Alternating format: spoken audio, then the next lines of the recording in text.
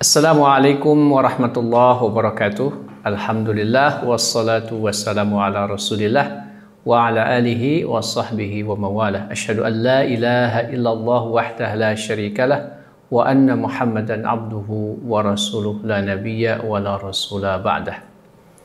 Sahabat Al-Quran yang Allah muliakan, alhamdulillah kita jumpa lagi di sesi yang kelima di tadabbur surah Al-Baqarah ayat 183. Di sesi ini kita akan membahas di potongan ayat yang terakhir dari surah Al-Baqarah ayat 183 ini, yaitu kalau kita mengajukan sebuah pertanyaan, kenapa kita mesti melaksanakan as-siyam? Kenapa kita mesti berpuasa? Allah Subhanahu wa taala menegaskan, memberikan ta'lil, ya, alasan la'allakum tattaqun, agar kalian bertakwa. Maka kalau kita simpulkan dari kalimat la'allakum tattaqun ini, sebagaimana yang saya nukil dari Darul Ifta Al-Misriyah, ya, itu minimal ada 6 poin, ya, kenapa kita melakukan ibadah saum.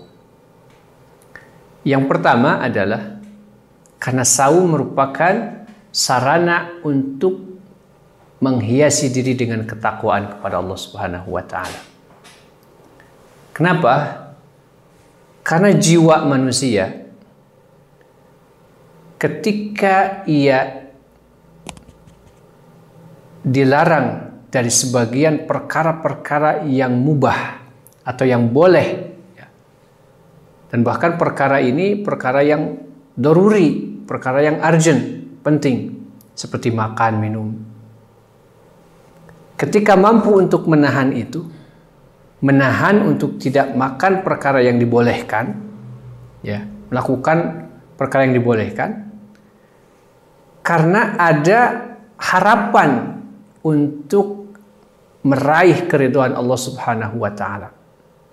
Karena ada rasa takut terhadap amarah Allah Subhanahu wa taala dan hukumannya.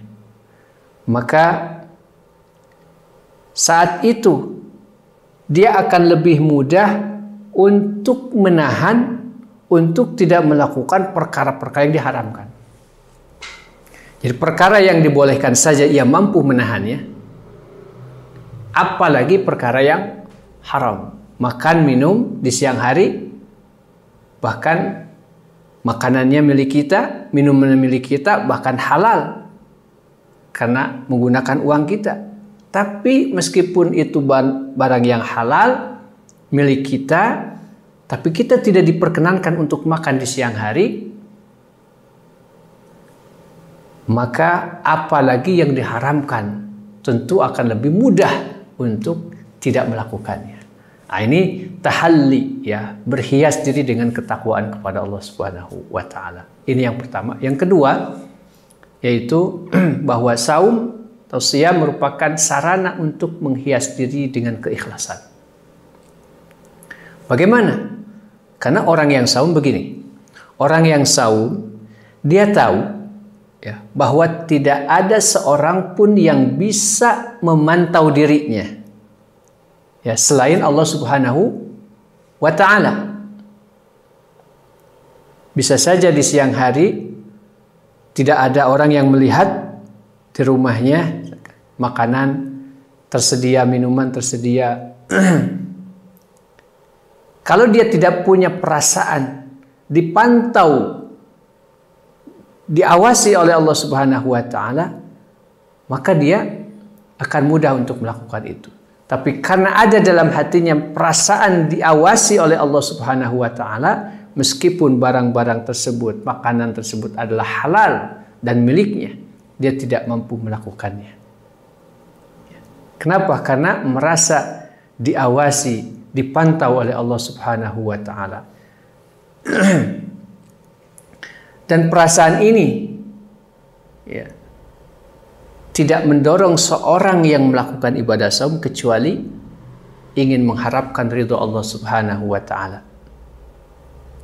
Ketika jiwa sudah mampu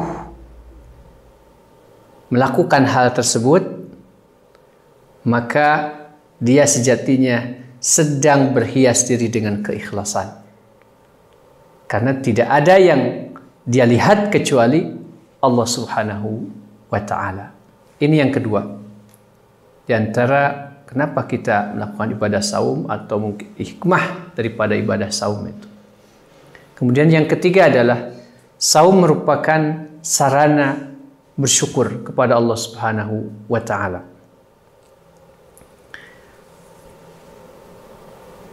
Pada waktu saum, orang bisa menahan diri dari perkara-perkara atau dari nikmat-nikmat yang Allah berikan kepadanya berupa minuman, makanan, dan seluruh keinginan-keinginan syahwat yang dibolehkan. Tapi dia mampu untuk menahannya. Padahal dia butuh terhadap makanan dan minuman tersebut atau keinginan-keinginan tersebut. Tapi dia tahan. Ketika dia menahan itu, padahal Allah telah memberikan nikmat-nikmat itu kepada dirinya, tapi dia tahan karena Allah tidak memperkenankan.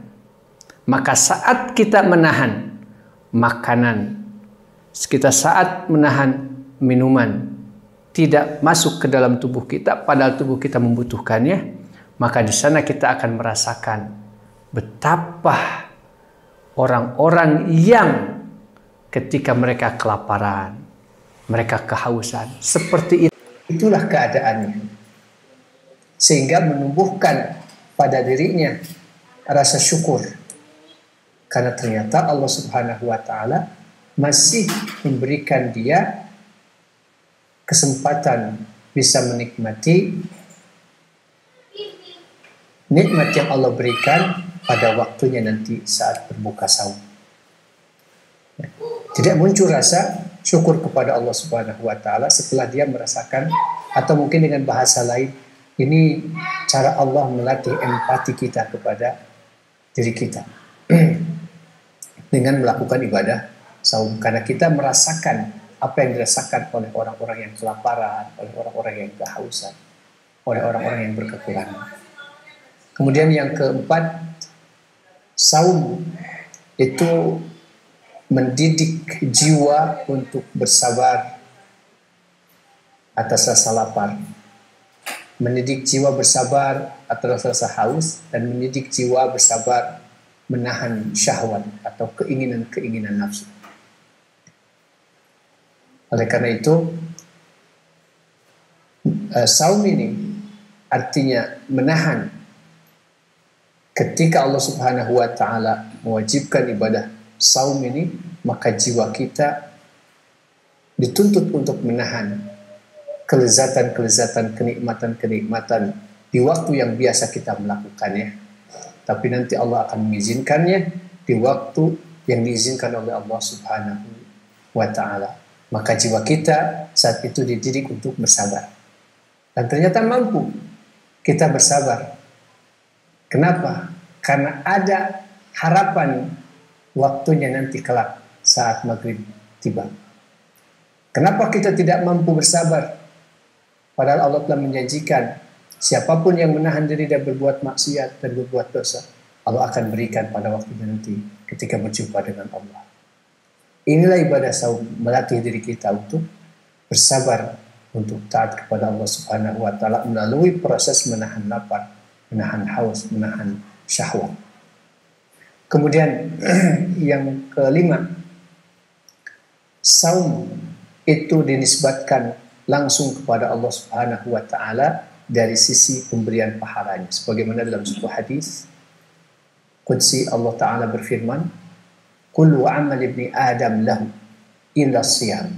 Seluruh amalan anak Adam itu untuk dirinya kecuali saum, fa innahu li, karena itu untukku, kata Allah, wa ana ajzi bihi, dan aku langsung yang akan memberikan balasan.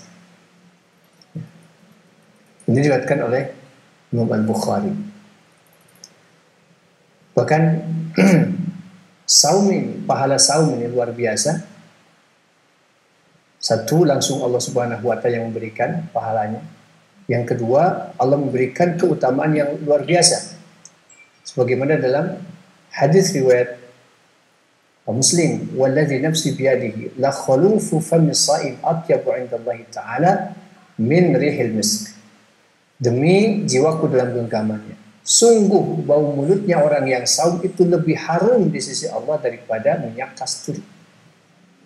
Kenapa? Yatruku ta'amahu wa syarahu wa syahwatu min ajli. Karena dia meninggalkan makan, meninggalkan minum, meninggalkan syahwat atau keinginan-keinginannya itu karena aku, kata Allah. As-siyamu li wa an ajli. Saum itu untukku, kata Allah, dan aku yang akan langsung memberi ganjaran. Dan yang terakhir, di antara rahasia saum dan hikmahnya adalah di sana terdapat kesehatan bagi tubuh, ya, dari berbagai macam penyakit. Dan ini sudah dibuktikan oleh para dokter di kedokteran modern, manfaat saum yang begitu luar biasa untuk tubuh manusia. Oleh karena itu, bersyukur kepada Allah Subhanahu wa Ta'ala, oleh Allah diseru orang-orang yang beriman, dan ternyata seruan itu adalah seruan ibadah saum yang di dalamnya betapa banyak kebaikan-kebaikan dari Allah Subhanahu wa Ta'ala, bukan hanya nanti kelak di yaumul qiyamah yang diperkhususkan dengan surga, yaitu surga Ar-Rayyan, tapi di dunia Allah berikan kebaikan-kebaikan yang sangat luar biasa. Beruntunglah orang-orang yang beriman untuk bersiap-siap melakukan panggilan yang mulia dari Allah Subhanahu wa Ta'ala, yaitu ibadah as-siyam. Wallahu a'lam bissawab. Demikian aqulu qouli hadza wa astaghfirullah li wa lakum wa la'afu minkum. Wassalamu alaikum warahmatullahi wabarakatuh.